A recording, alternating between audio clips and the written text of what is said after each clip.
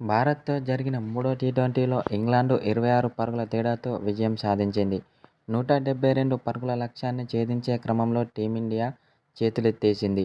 20 ఓవర్లలో 9 వికెట్లు కోల్పోయి 145 పరుగులు మాత్రమే చేసింది. హార్దిక్ పాండ్యా 40 పరుగులతో కాసేపు ప్రయత్నించాడు. మిగతా వారు ఎవరూ హార్దిక్ పాండ్యాకు తోడు లేకపోవడంతో టీమిండియా ఓడిపోవాల్సి వచ్చింది. ఇంగ్లండ్ బౌలింగ్ చూసుకున్నట్లయితే ఓవర్టన్ 3 వికెట్లు, ఆర్చర్, కార్స్ తలో 2 వికెట్లు తీశారు. రషీద్, వుడ్ చెరో వికెట్ తీశారు. 5 టీ20 సిరీస్లో భారత్ 2-1తో ఆధిక్యంలో ఉంది. అయితే అనంతరం టీమిండియాపై కీలక వ్యాఖ్యలు చేసిన ఆస్ట్రేలియా మాజీ కెప్టెన్ రికీ పాంటింగ్ అయితే ఈ మ్యాచ్లో టీమిండియా ఓడిపోవడానికి ముఖ్య కారణం బ్యాటింగ్ వైఫల్యమని అన్నాడు. నేను ముందే చెప్పాను ఇంగ్లండ్ ఆటగాళ్లతో చాలా జాగ్రత్తగా ఉండాలని.